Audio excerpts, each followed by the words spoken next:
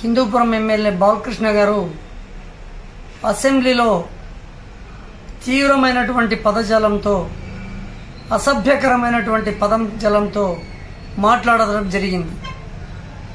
ముఖ్యంగా హిందూపురం ప్రజలు నిన్ను ఎమ్మెల్యేగా 3 సార్లు గెలిపించి అసెంబ్లీకి పంపడము, హిందూపురం అభివృద్ధిని గురించి నువ్వు మాట్లాడలే, కానీ లేనిపోని అసభ్య పదజాలంతో ఆ రోజు మాట్లాడడం సిగ్గుచేటుగా నేనైతే భావిస్తున్నాను.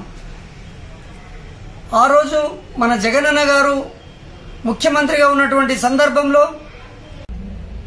నిన్ను హిందూపురం ప్రాంత ప్రజలు 3 సార్లు ఎమ్మెల్యేగా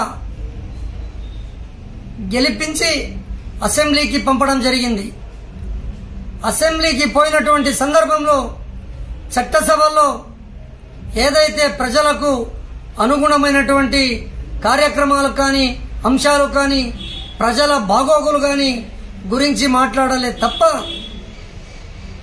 అది మరచి మతి స్థిమితం లేక నీకు చిరంజీవికి పవన్ కళ్యాణ్కు మధ్యలో ఏ వివాదం చెలరేగిందో, ఎటువంటి విద్రోహాలు కలిగినాయో కేవలం మన జగనన్న గారి గురించే మాట్లాడటం నీకు సిగ్గుందా అని ఈ సందర్భంగా తెలియజేస్తున్నాను. మన సహచర మంత్రుల వద్ద అతనికి ఏదైతే పని ఉందో ఆ పనిని కల్పించి పండి నా వంతు ఎందుకు అన్నటువంటి మాట వాస్తవం. ఈరోజు చంద్రబాబు నాయుడు గారు నీకు క్యాబినెట్ ర్యాంక్ ఇవ్వలేదని, చిరంజీవి యొక్క అనుచరులనే ఉద్దేశంతో పవన్ కళ్యాణ్ గారికి డిప్యూటీ సీఎం ఇచ్చినందువలన నీవు ఈరోజు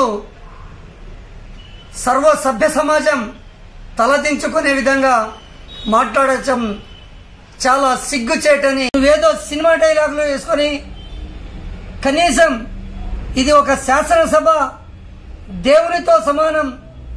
శాసనసభ అంటే అందరికీ ఒక చట్టసభలో ఏ విధంగా మాట్లాడాలి, ఒక సంస్కృతి సంస్కారం నిబద్ధత లేనటువంటి మూర్ఖుడు నీవు.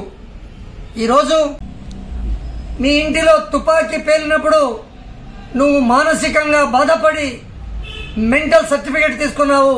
అందుకోసమే ఈరోజు నీకు మెంటల్ అయిపోయి ఏదేదో కంటికి కనబడుకున్నట్ల నీచాతి నీచంగా కళ్ళద్దాలు పెట్టుకొని కళ్ళు కనిపించడం లేదా అనే ఒక ధీమాతో ఇటువంటి మాటలు మాట్లాడుతున్నాం. వచ్చినటువంటి సందర్భంలో మన రాజశేఖర రెడ్డి గారు లేకపోతే మీ వంశం, మీ కుటుంబం బజారు పాలన అయ్యే పరిస్థితి వచ్చేది.